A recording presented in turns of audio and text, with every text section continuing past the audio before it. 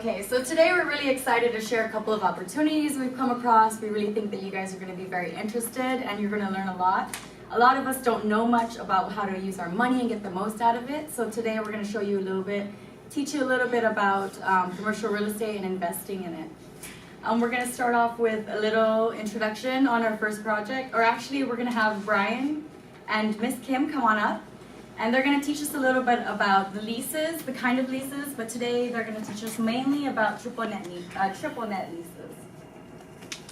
Hello everyone, and I'm excited to be here. Thank you guys for coming. All right. And I'm excited to share these investment opportunities that me and my research team have put together. We have put together triple net leases, and triple net leases is freestanding real estate for you to invest in. A triple net lease is a lease where you and I, the owner, have little to no responsibility. And a double net lease is where the tenant has one or two responsibility of three components, whether it be the insurance, taxes, or maintenance of the building. A triple net lease is where you and I, the owner, we're only responsible for the structure of the building.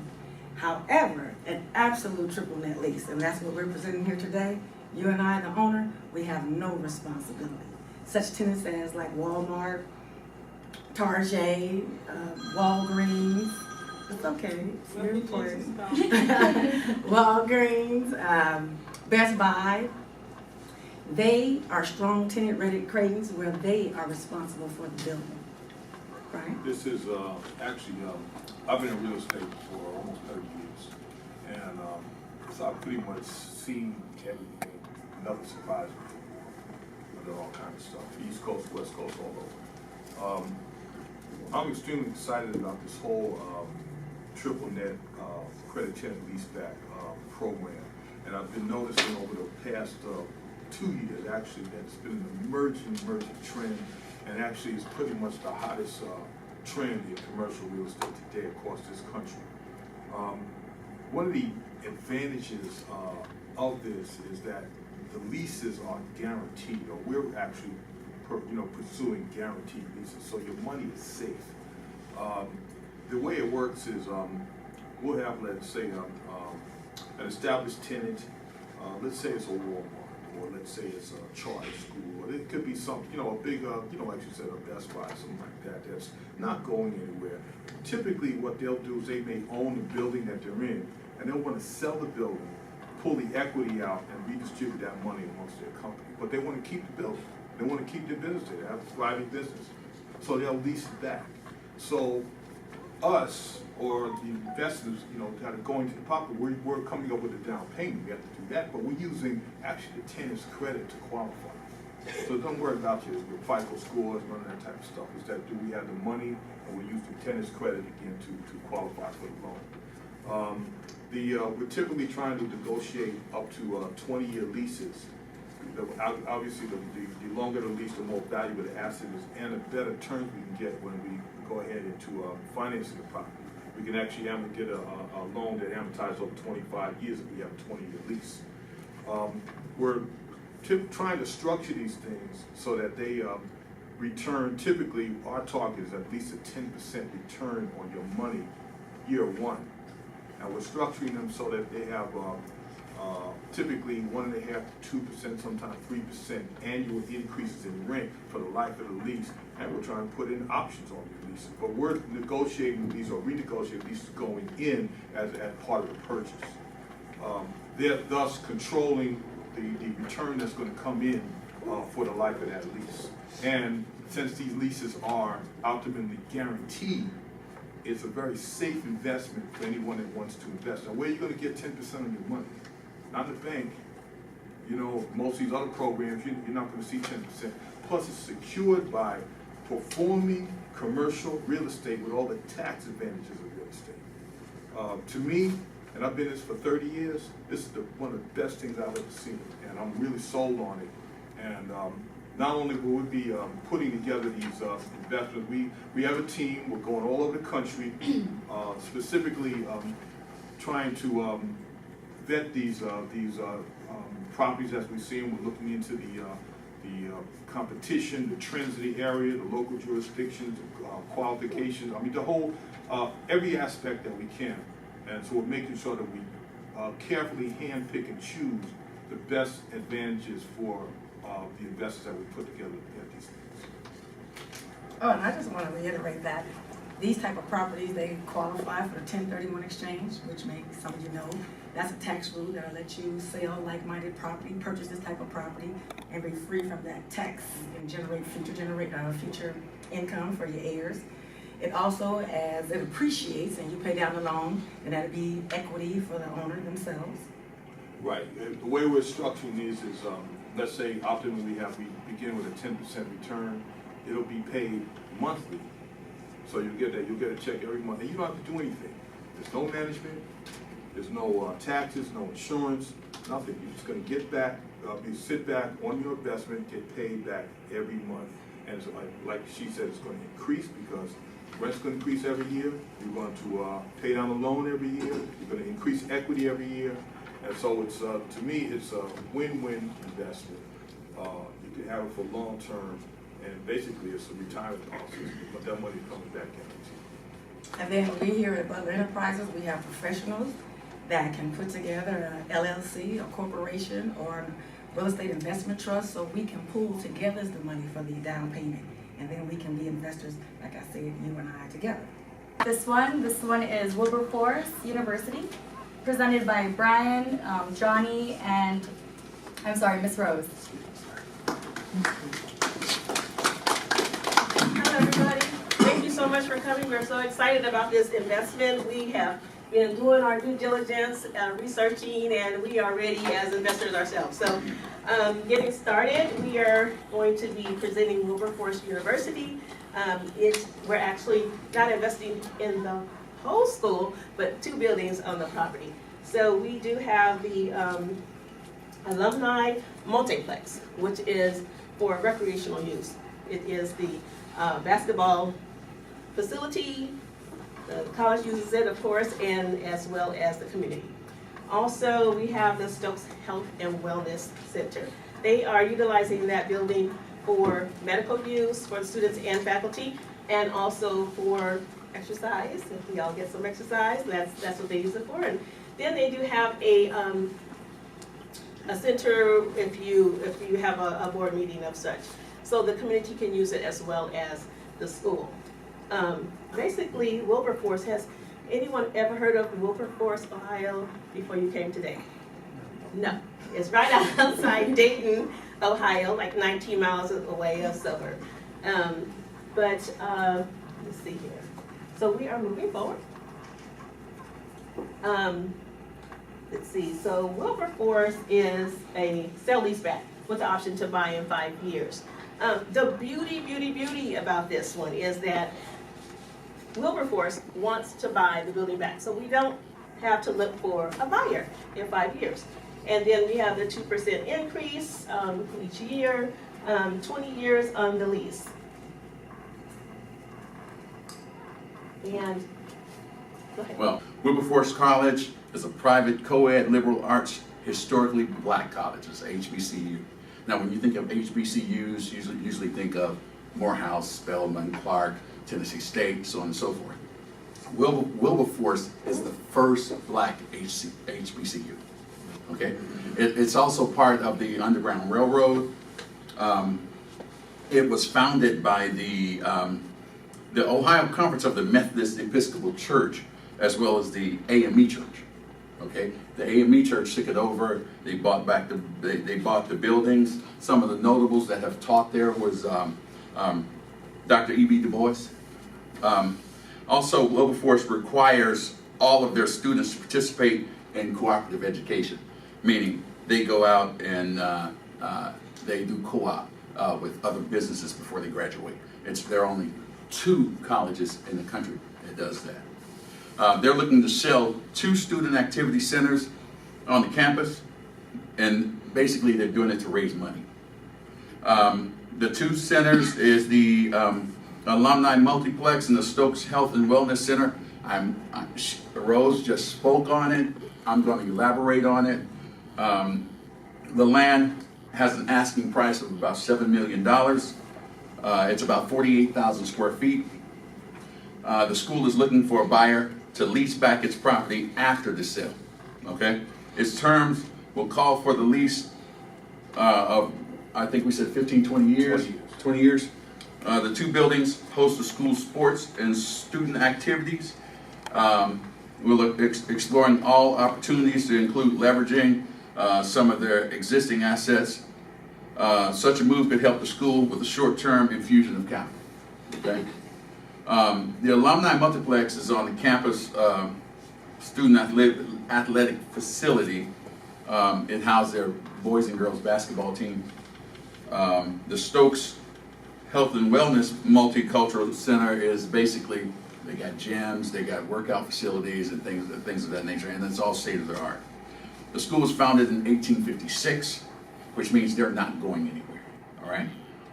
They're here to stay. Wilberforce continues to build on this sacred tradition. It's a 4-year, fully accredited liberal arts institution offering major programs in business communications, computing and engineering science, humanities, natural science, and social science. The university attracts about scholars from 38 different states and 5 different countries. So you know that your money is safe. Wilberforce is located just southwest of Dayton, Ohio.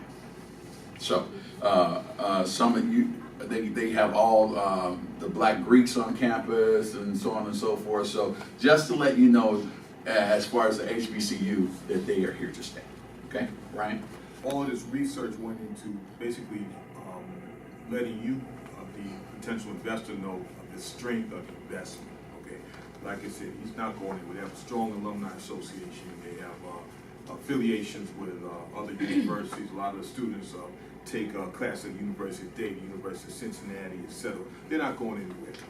And so, how is that good? Well, that means your investment is strong. Okay, they actually want the first option to buy the place back. Mm-hmm. So obviously they're going to pay everything that we have all set up, and it's guaranteed, you know, for the life of the lease that we're putting together. So it's a very, very safe investment. And again, this Wilberforce, we have this under contract right now. Okay, we're ready to go for it. But this is just one of many that we have. But we're hand picking these investments. We're going around, we're not just taking any of them. There's thousands of them out there. We're looking at these very carefully, and this one, all the numbers work to give you, the investor, that 10% right off the bat of a guaranteed investment. So it's very strong. Could be a Black College, could be a Walmart, could be whatever. This one is a strong investment. That property is a historic school. I mean, it stands for something. It's a member of the community. Its image alone is a member of the community. It represents something important. And it's also one of the safest investments that Brian has ever come across in the 30 years that he's been in this industry. So it's something to think about. You have cause, save money, and a return. In 5 years, they're going to want to buy it back. It's not too much to think about, but if you have any other questions, please, again, at the end, just refer them to one of the presenters. We're going to move on to our second presentation. We have a thing for schools. We love that. This one is going to be presented by Miss Amandia and, Miss Wanda.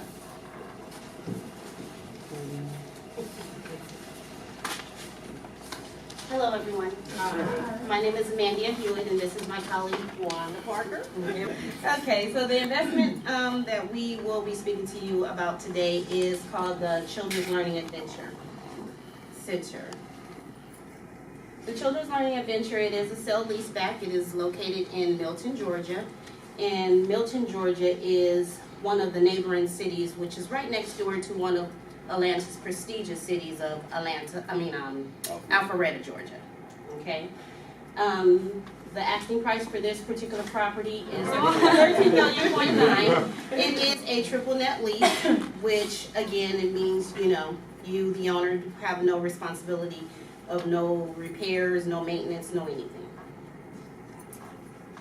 This is a newly constructed building. It consists of 25,737 square feet. It is one of the largest daycare facilities in the world today. The inside of the facility, it consists of, as you can see here, we put a couple of pictures together.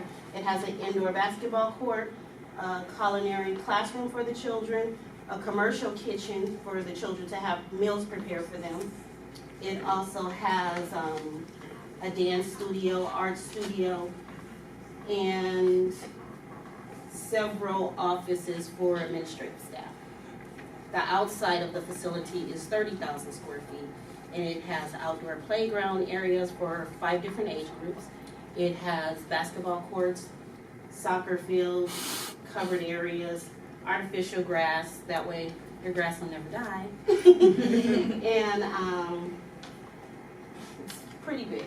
I've been in the childcare field for 30 years. I just recently changed my profession, so I look at this and I'm like really, really excited. Not just for, I'm really, really excited for as what the property does, because has anyone heard of KinderCare in the building?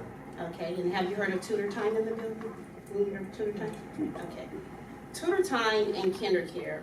KinderCare is a corporate school. They lease all of their buildings. They do not own any of their buildings. They lease them back and they take their money and put it into their business.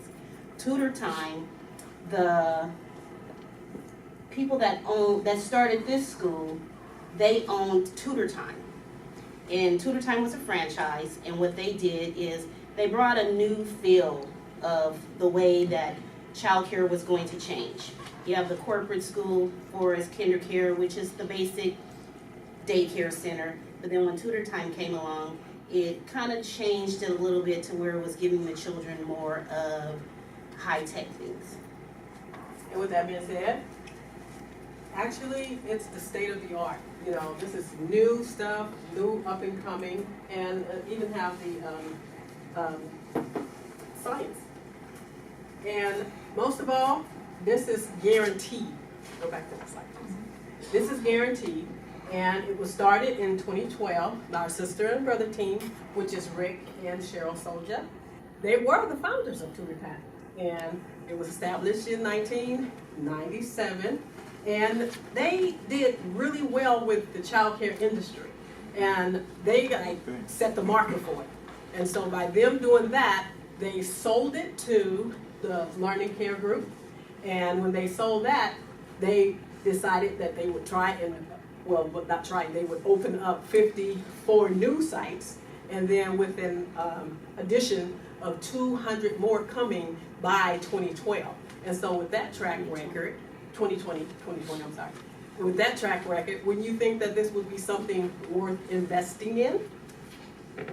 I didn't hear an answer. Yes. Okay. Yes, Yeah. absolutely. So, with a track record like that, Rick Soldier, he was an alumni from Arizona State. And he went there and he had 2 majors.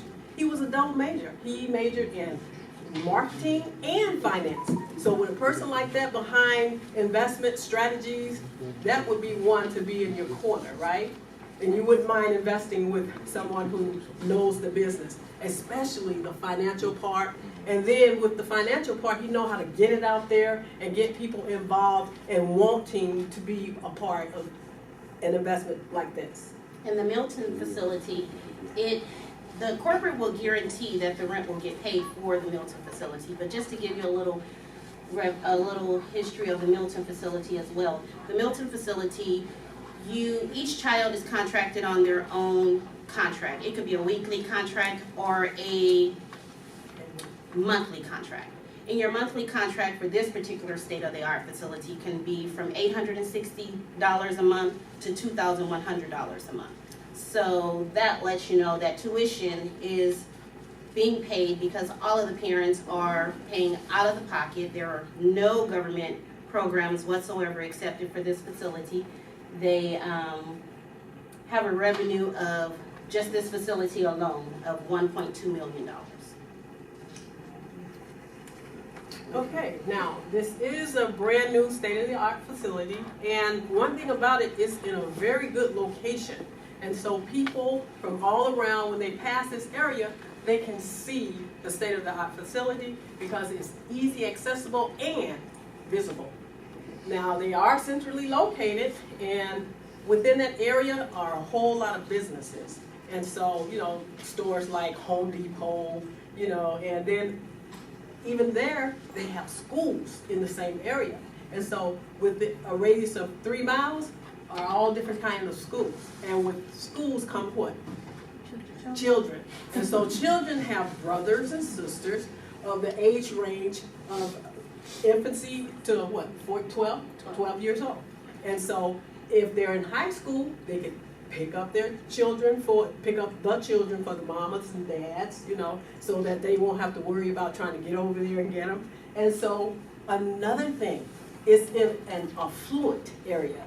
And not to be, you know, kind of, you know, on the housewives of Atlanta, but those kind of people are in that area, you know, and not just them, it's other ones too, the other ones too. So I won't go into the reality shows. So, the main point is in an affluent area, and that they can afford to have their children there. And so with the ability of them to be able to afford the children there, your investment will be there every month. Okay. And if for any reason you needed to re-tenant this building, you have several different spaces, offices and several different classrooms in this facility to where it could pretty much be anything. You can turn that into a whole amusement park as large as it is. So money can still be made if that particular tenant was to move out, but I don't see them going anywhere with them already having a history of being in the child care field for 20 years already. So that completes our presentation, and thank you for your time. So I actually have 2 kids, and one of my boys goes to tutor time, and I'll tell you, I'm one of those parents that cringes when I pay that bill, but boy, I also pat myself on the back for being able to put my kid in that kind of a school. If you care about education, you care about money, and you know that the future of your generation and any generation are the children, you're not only going to get money back, but you're going to be doing something good. And if you have children, it's something to brag and talk about. Like I'm very proud to be able to put my kid in that school. It's amazing. It's over 20,000 square feet inside, 30,000 square feet outside. What they want to do is they want to take the money and they want to push 200 locations in the next couple of years. So the way that you're seeing it is they're not going to go anywhere. They really want to make it, and they want to bring this new kind of education for the children. It's such a strong vision. They've proven it with the last 20 years of their track record. And if they don't work out, I mean, look at that. That could be a shopping mall. That could be anything, really. So if you have any questions, anything at all, it's very exciting. I mean, I will say it over and over. It's an amazing structure what they have for these kids. Their teachers are happy, their students are happy, and the parent. We're gonna bring LT back on the floor, have him say a few things about the numbers, and we also have this exciting raffle we're gonna give out. I'm sorry, I've claimed one of the 2 baskets, but the other one will be raffled off. No, I'm just teasing. But we will be doing that a little bit later. We'll have LT come up and talk a little bit. Thank you. Hey, so how you guys feel so far? Excited. All right. Who's gonna be the first one to write the check? First one gets I a will be bonus. post-dated when I got it. Gets a bonus. That's it. What we're here for, basically, these are just a couple of examples of projects that we are working on. And as Brian alluded to, we have several projects. And as a matter of fact, this is one of the specialties that we're doing with the company right now. We're basically looking all over the country, and I'll tell you another thing about these projects. They don't come on the market the way we end up getting them, okay? You can look at a particular property and you might say, well, this is not gonna go anywhere, okay? What we have learned to do, my team, myself, we look at that project and we restructure it, okay, such that we can get the returns. That's why you don't see a lot of high returns out there. If you just go out there and say, I wanna buy this property, it's usually not gonna be that high of a return. Okay, but what we do is we restructure it in order to make the return something that we can live with. Okay, for example, Wilberforce came on the market with a 15-year lease. Okay, we sent in a letter of intent extended to 20 years. Now, what does that do? The longer the lease, the longer the amortization period, which means the lower the monthly payment, which means the higher the cash flow, which is what we're looking for. Okay, and you look at Wilberforce and you say, okay, 15 years, you got 5-year options. How much damage is it going to do to make that 20-year? with 5-year options. Obviously, you're planning on staying there anyway. So it did little to no damage to them by extending that lease, but gave a big benefit to us, the investors, simply by restructuring. Okay? One of the other things, Wilberforce actually came in when it came on the market with an annual rent of $665,000. Okay? We extended that lease. We increased the price a little bit, and then we increased the rents to $700,000. Now, again, it's a give and take situation, okay? So by giving them a little more money, extending that lease, increasing the rents, okay, but they got more money. So what does that do for us? Again, more cash flow. What are we looking for right now? More cash flow. We're not looking to hold these properties for life, okay? Our average is going to be a 5-year turnaround. So what we do after that 5-year, basically, is we put it back on the market. Okay, in the case of Wilberforce, we have a buyer that's there. We already built in a 3% increase appreciation rate on the sale bike, so the resale price is already there. Okay, we know where we're going to be at that particular situation. Plus, you have the 2% increases. Okay, at the same time. So now your investment, which started off at 10, which is pretty good to start off, finish with, or anything in between, now goes up. Okay, because all we are is a group of people buying a property. And as the rents increase, everybody increases. Okay? Now, a lot of people say, okay, where am I going to get this money to invest in this property? Well, I know some of y'all just, write a check and it'll be cool. No problem. I understand that. But a lot of people have assets and cash and money, shall I say. A lot of times they don't think about they even have it. Okay? A lot of people have 401ks, IRAs, whatever, and that money is sitting there, and you don't think about it. Okay, and that's a good thing, because the idea of having that is not to think about it, because the money in your check account is the one you think about, and that's the money that disappears every week. So you put it over there, and you kind of forget about it. Okay. Now let's look at this IRA, or 401k, or 403b, or whatever that is. Okay. A lot of people that have been there at the company for a particular period of time are sitting on a few $100,000 that you don't even think about. Because you say, number one, it's going to cost me to get the money out. Uncle Sam's going to tax me with the yang, give me a penalty if I ain't old enough, all this kind of stuff. So they say, okay, I don't know if I want to even mess with that, basically. And then the other thing you look at is I want money when I retire. Okay?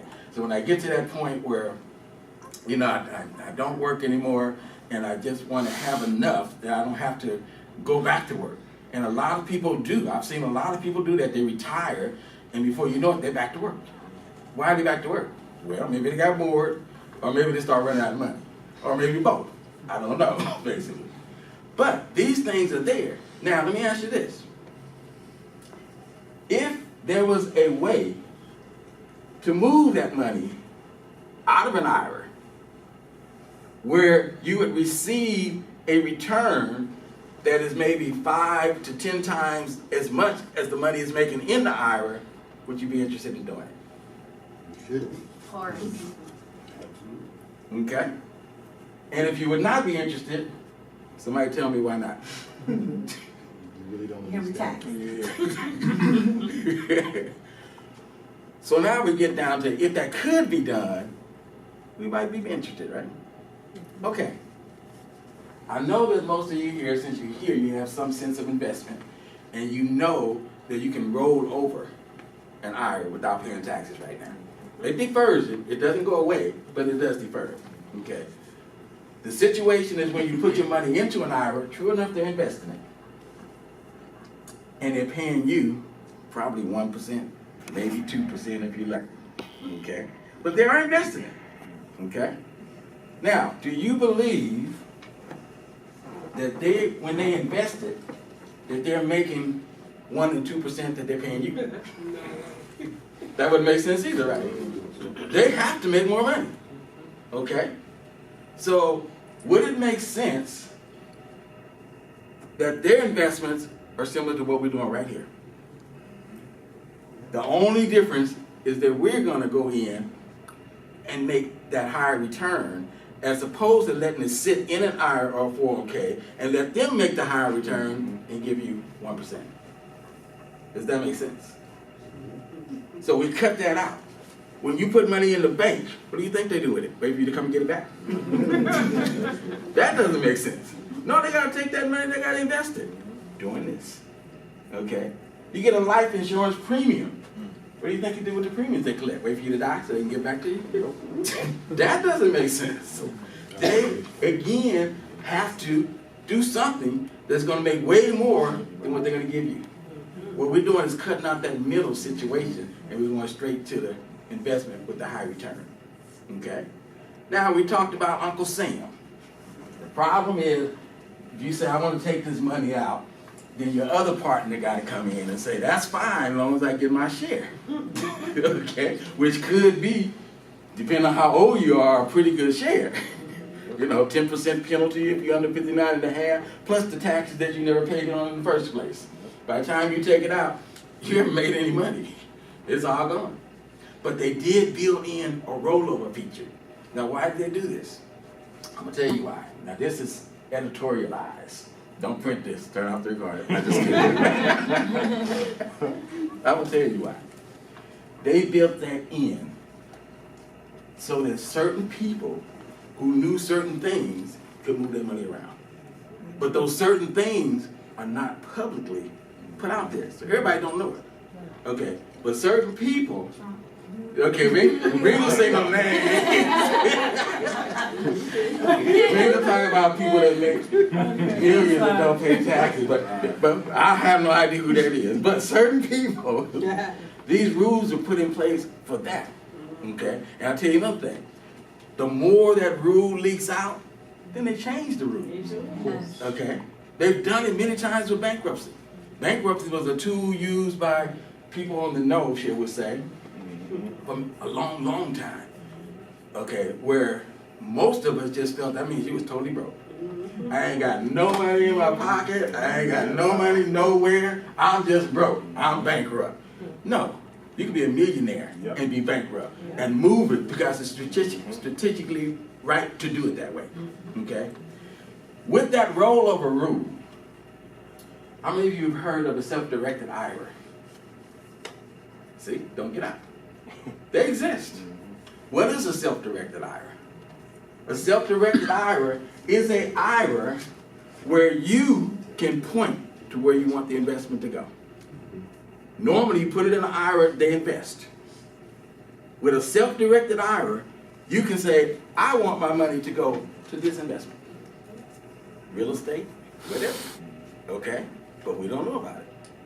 You can roll your investment in an IRA, in a 401k, in a 403b, 457, whatever, to a self-directed IRA, and then point it to this project. No taxes, it's a rollover. And that IRA is now investing in this, and your return is now jumped from 1% to 10%. Simply by doing it, with no immediate taxes. With our investments, we've structured monthly distributions.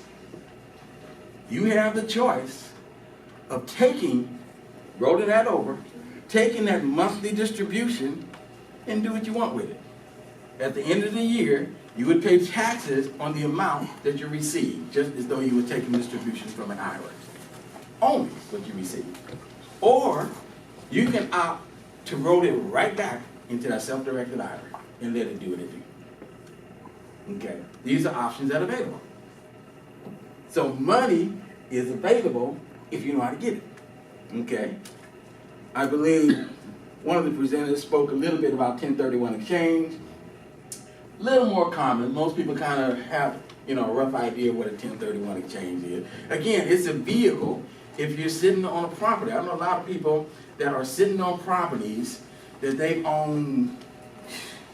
I think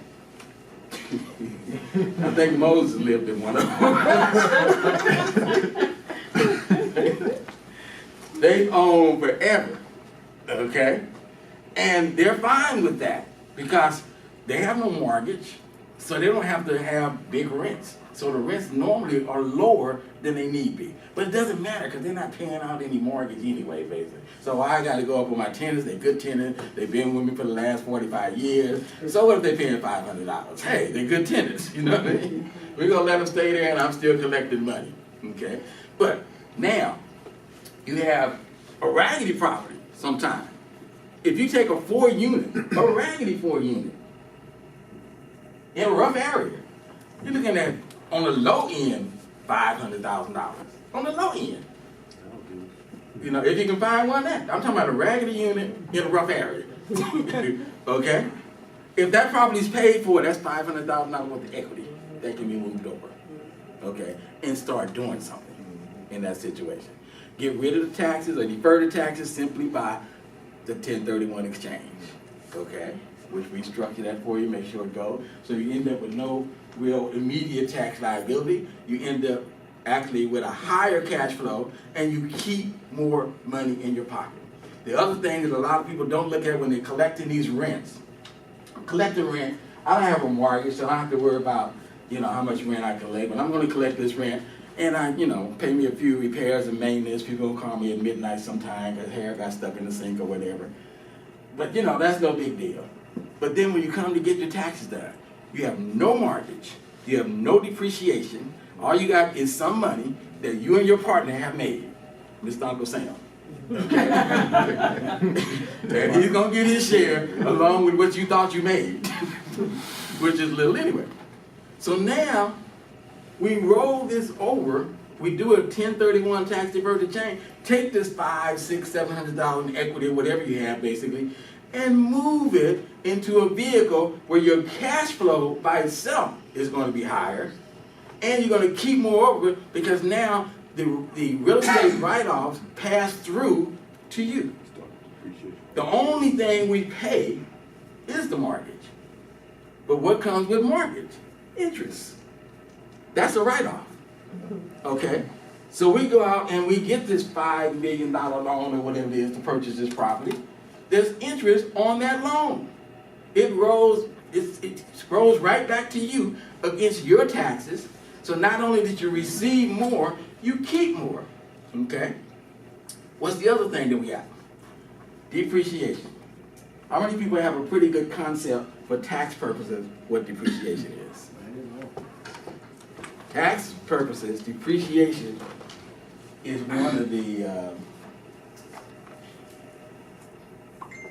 things I actually like personally for taxes.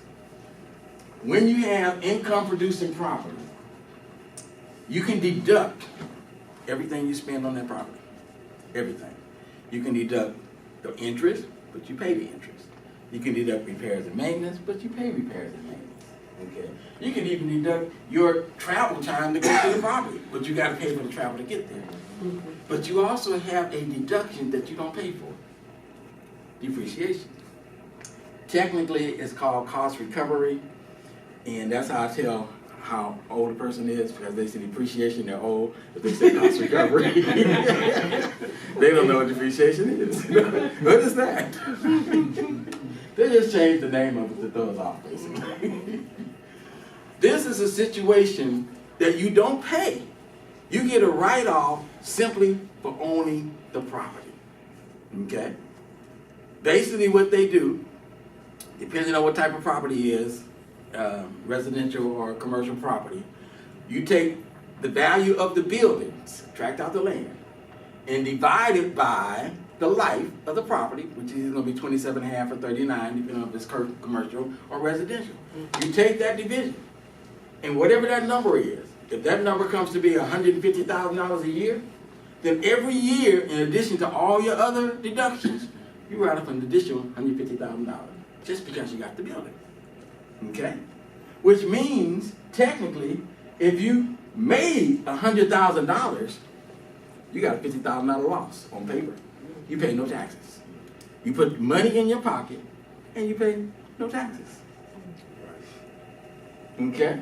And depending on your situation, it is possible, not on all cases, for that $50,000 that you lost can go over to your other income and bring that down. So you pay less taxes on that too, in certain situations, not all the time. But this is a type of situation that you will be privy to once we invest in the properties that we're doing, okay? So now, let's back up.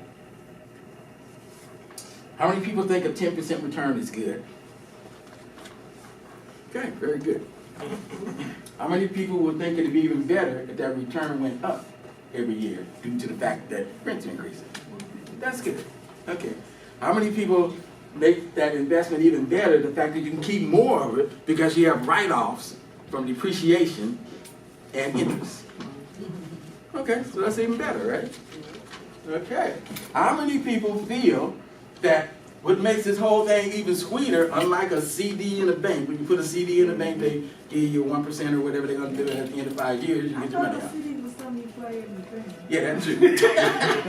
They're pretty close to the same. They're about the same amount of money. At the end of that 5-year period, you get your money out. At the end of this 5-year period, we sell the building, and you get a percentage of the sales proceeds on top of that. So you got cash flows throughout the 5-year period, plus a percentage of the sales proceeds of the property. How many people think that's a good investment? Okay. Let me ask this. Is there anyone who feels this is not a good investment? Okay. So that would tell me that we should be ready to move. I don't see what the problem is at this particular point. Okay? So what we're here doing today, and I will tell you this.